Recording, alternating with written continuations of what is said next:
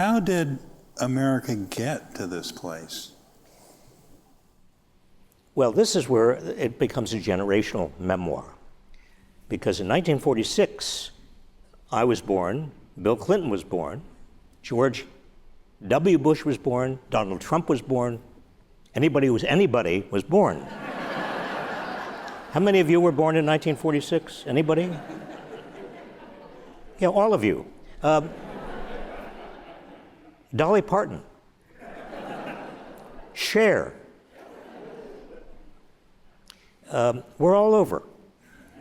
There were 61 million baby boomers, and I remember demographers puzzling, well, how did you get a baby boom? Why are so many people born? And it always struck me as fairly simple. My father was in the Second World War. He came home. There was my mother. And that was the same for my entire generation.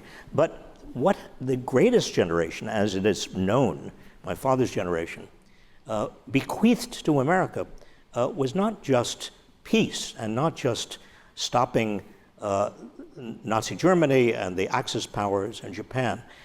What the greatest generation did was bequeath to us the largest middle class the world had ever seen. A country that, because of the GI Bill, because of a lot of innovations and changes that were made during the 30s and in the 40s, we had an opportunity, all of us, beginning after the Second World War, to create a sustained and larger democracy and middle class. And I think that's the key to understanding what happened, is to understand that we were on that road. We were not there. I mean, black people were still second-class citizens. Women did not have full rights and opportunities, but we were on the road.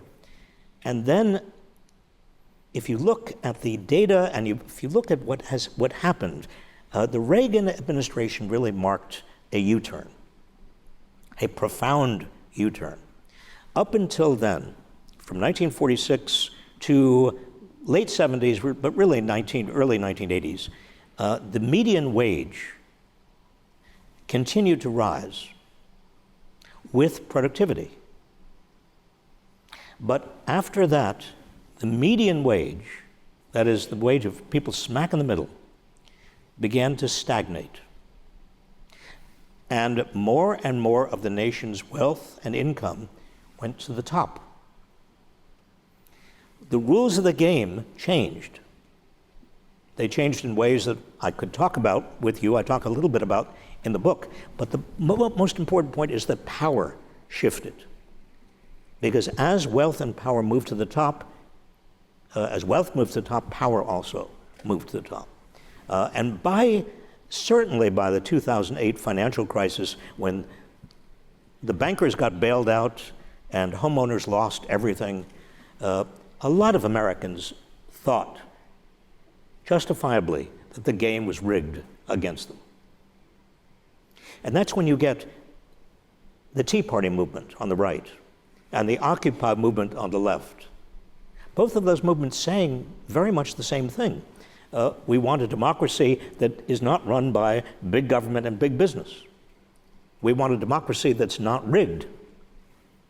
And who comes out of the Tea Party movement and who comes out of the Occupy movement?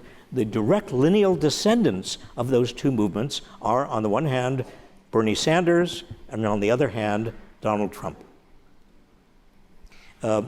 Just one more point, because when this all became very clear to me in the beginning of 2015. I was doing research on a book and also on a documentary called Saving Capitalism.